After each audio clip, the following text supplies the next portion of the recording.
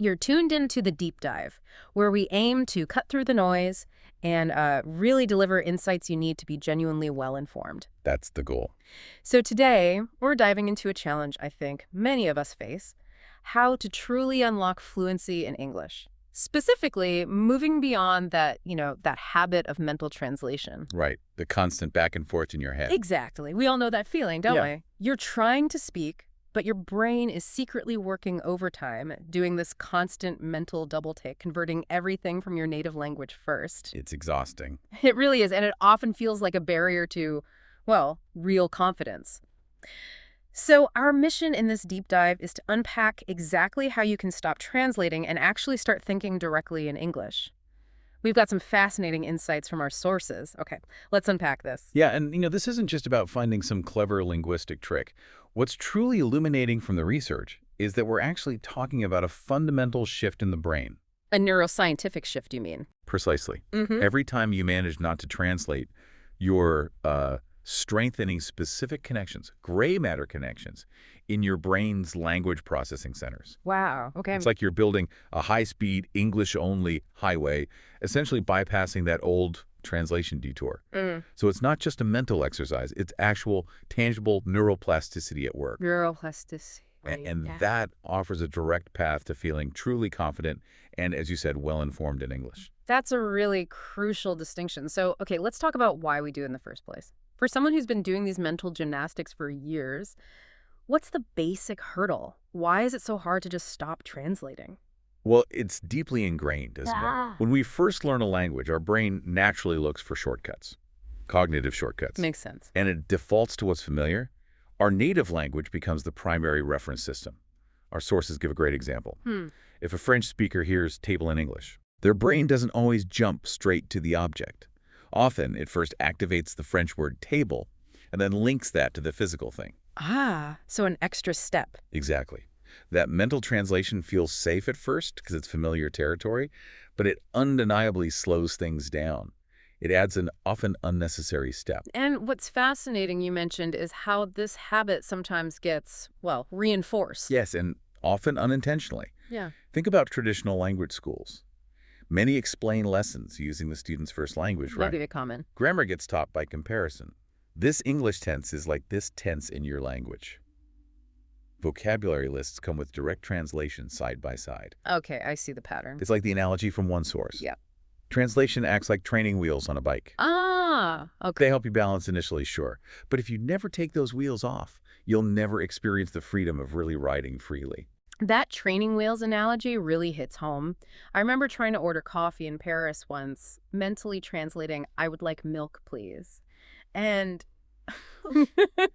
well, let's just say the look I got suggested I'd asked for something truly bizarre. Yeah. Awkward translations are definitely a thing. So, beyond just that initial awkwardness, what are the real measurable problems this persistent translation habit causes for learners?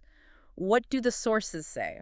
Oh, the impacts are quite profound, actually. The most obvious one is just plain slow communication. Right, the hesitation. Exactly. Imagine you're in, say, a crucial business meeting, or maybe giving a presentation. Someone asks a question. Okay. If your brain first translates that question into your language, then you figure out your answer in your language, then translate it back into English. You're going to hesitate. You've lost momentum. You've absolutely lost momentum. That delay, even if it's just a split second, isn't just annoying. It can undermine your authority, break your conversational flow, even cause misinterpretations with real consequences. Yeah, the conversation moved on. It does. And this isn't just about feeling frustrated yourself. It's a tangible drop in how effective your communication actually is. And what about accuracy? Does it affect that too, beyond just speed? I mean, some might argue a literal translation gets the basic idea across. Well, that's where it gets tricky. Our sources strongly suggest it's much more detrimental than that. Languages just don't map onto each other word for word. So direct translation often leads to what linguists call syntactic mismatch. Basically, awkward and often plain wrong sentences. Yeah. Can you give an example? Sure, the classic one is "I miss you." In some languages, if you translate that word for word, it comes out sounding like "you are missing from me." Which sounds very unnatural in English. Completely unnatural, yes, and incorrect. So this leads to persistent mistakes, expressions that just sound off to native speakers. You end up struggling to sound authentic. I can only imagine the mental effort involved in constantly doing that linguistic juggling act. It must be incredibly tiring. It absolutely is. And that brings us to mental stress. Our sources link this directly to cognitive load theory. Cognitive load. Yeah, basically each translation step adds a significant burden to your working memory. Your brain isn't just finding words, it's actively managing two separate language systems at the same time, Right. Double duty. which dramatically increases the mental energy needed. It makes speaking, even just listening to English, feel difficult and draining instead of, natural or engaging. And all this must impact confidence, surely. Hugely. It culminates in a severe lack of confidence because you're constantly doing this internal double check, monitoring every word in your head. You naturally sound hesitant. You're second-guessing yourself. Constantly. Real confidence in a language, it only really grows when your brain is working directly in that language without that filter. So if you really want fluency, you have to actively break free from this cycle. So the goal isn't about translating faster. That's a key insight from the sources trying to speed up translation is like optimizing a detour. Exactly. It's a neurological dead end. True fluency comes from the complete absence of translation, pruning those inefficient pathways, like you said. So how do we actually start? How do we dismantle this ingrained habit? What's the first practical step? You've absolutely hit the nail on the head. Fluency isn't about translating faster. It's about actively not translating. And the good news is there are proven ways to rewire that thinking, leveraging our brain's natural plasticity. Okay, here's where it gets really interesting for listeners. One strategy our sources mention sounds surprisingly simple. Start with simple English thoughts. Yes, the core idea is integrating tiny micro-sentences into your everyday life. It's all about building direct neural links. How does that work in practice? So maybe as you're brushing your teeth, you just think, I am brushing my teeth. Simple. Looking out the window, the sun is bright.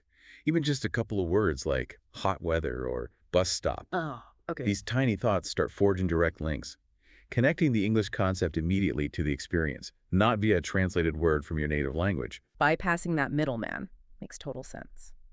Another strategy mentioned is English-to-English learning.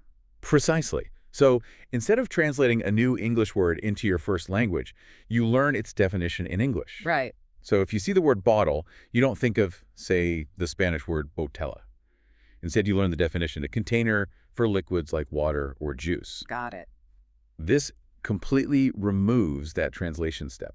It strengthens direct connections within English itself.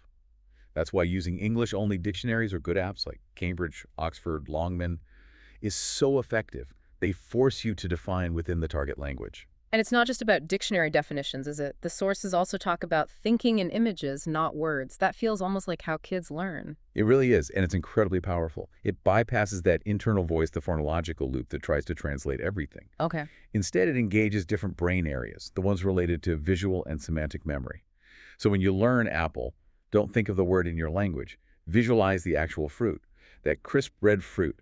Connect word to image directly. Exactly. Train your brain to link English words directly to mental images or sensations or concepts. It's a much more direct, intuitive path, very much like how we learned our first language. Those are fantastic starting points for forging those direct connections. Yeah. But how do we move beyond just single words or simple observations? Yeah. How do we build that internal narrative, that feeling of flow? That's where practice inner monologue comes in. Huh. This is literally about talking to yourself silently in English throughout your day. Like a running commentary. Sort of, yeah. Think of it as a low-stakes cognitive playground. At the grocery store, maybe you think, okay, I need bread and eggs. On the bus, wow, too many people today. Before bed, write a tie, should sleep. It builds a natural flow of thought in English, but without the pressure or the fear of making mistakes in front of others. It lets your brain just experiment and form those pathways. I like that idea, a safe space to experiment and normalize the language internally. That's up. Okay, and then there's a technique called shadowing. What's that about? Right, the shadowing technique. This involves listening to native speakers, maybe from audiobooks, movies, even speeches, and then immediately repeating what they say. Repeating aloud. Yes, repeating aloud, trying to copy their pronunciation, their rhythm, their intonation as closely as possible. Okay. And if we connect this to the bigger picture, it's not just mimicry. It actively forces your brain to process and then produce English structures directly. It engages both auditory processing and the motor memory for speech. You're not relying on translation. You're kind of absorbing the melody of the language. Exactly. You're engaging with the prosody, the whole musicality of it. That sounds incredibly useful, especially for rhythm and intonation. And then, of course, the big one. Surround yourself with English. True immersion. Yes, creating an English-rich environment is absolutely crucial. This involves practical things you can do right now. Like what? Change the language on your phone, your apps, to English. Watch movies, maybe start with English subtitles, then try without. Listen to English music, English podcasts like this one. Hey, good point. Make a habit of reading simple English books or articles daily. It helps recalibrate your whole linguistic environment. So it's about making English feel normal. Precisely. Hmm. Immersion trains your brain to accept English as just a normal language, not something foreign that always needs interpreting. It helps your brain see English as a constant, ambient reality, not just a school subject. That makes a lot of sense, moving it from subject to environment. But what about the fear factor? The fear of making mistakes. That must be a huge hurdle for people, driving them back to translating. That's such a critical point. Our sources really emphasize the need to accept mistakes. Perfectionism, it actually raises what psychologists call the affective filter. Effective filter. Yeah, it's like a psychological barrier that hinders language learning. Yeah. And that fear, that perfectionism, is often what keeps people trapped in the translation habit. So you need to let go. You really do. You need to allow yourself to make those small mistakes while you're thinking and speaking in English. Honestly, communication is way more important than perfect accuracy, especially at the start. Let go of needing to be perfect. Embrace a bit of linguistic risk-taking. You'll find it so much easier to move forward. That's really empowering advice. Okay, so we've got the underlying strategies, the cognitive shifts. Now let's get super practical. What are some actual hands-on exercises listeners could try, maybe even today, to put this into practice? Absolutely. Let's talk direct application of these neurolinguistic ideas. First one mentioned is object naming. Seems almost too simple. But it's incredibly effective for building what's called instant lexical access. Basically, quick word recall. Just look around your room, your office, wherever you are right now, Okay. and name things in English. Chair, table, window, curtain, lamp. Doing this builds those direct word object associations really fast, training your brain to grab the English word without that detour. Quick hits. I like it. And for something a bit more involved, daily journaling. Yes, the suggestion is to write just 3 to 5 sentences about your day in English.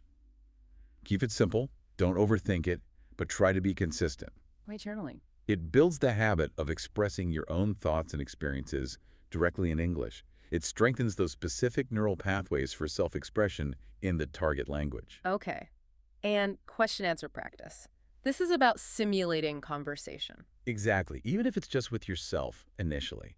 Ask yourself common questions in English, like, what is my plan today? Or, what did I do yesterday? And then answer them. And then answer them in English, Yeah. out loud if you can.